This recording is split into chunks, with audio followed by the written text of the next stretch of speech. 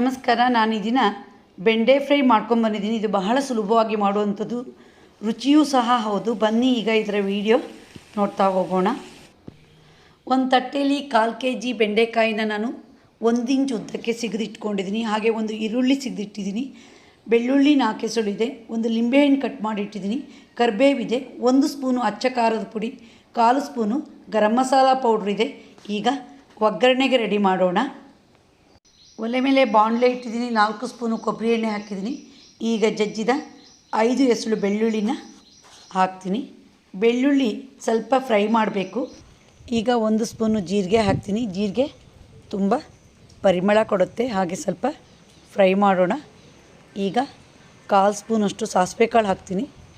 ಸಾಸಿವೆ ಕಾಳು ಸ್ವಲ್ಪ ಚಟಪಟ ಅನ್ನಬೇಕು. ಹಾಗೆ ಕರಿಬೇವು ಹಾಕೋಣ.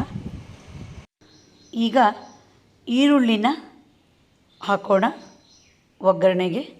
ಈರುಳ್ಳಿ ಸ್ವಲ್ಪ ಹುರಿಬೇಕು, ಆಗ ಪರಿಮಳ ಜಾಸ್ತಿ.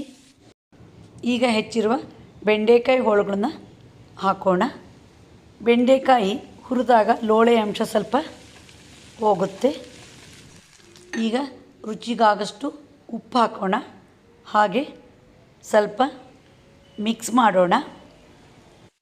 ಈಗ ಬೆಂಡೆಕಾಯಿ ಲೋಳೆ ಅಂಶ ಸ್ವಲ್ಪ ಹೋಗಿದೆ. ಹಾಗೆ ಗರಂ ಮಸಾಲೆ ಮತ್ತು ಅಚ್ಚ ಖಾರದ ಪುಡಿನ ಹಾಕಿ ಒಂದು ಸರಿ ಮಿಕ್ಸ್ ಮಾಡೋಣ.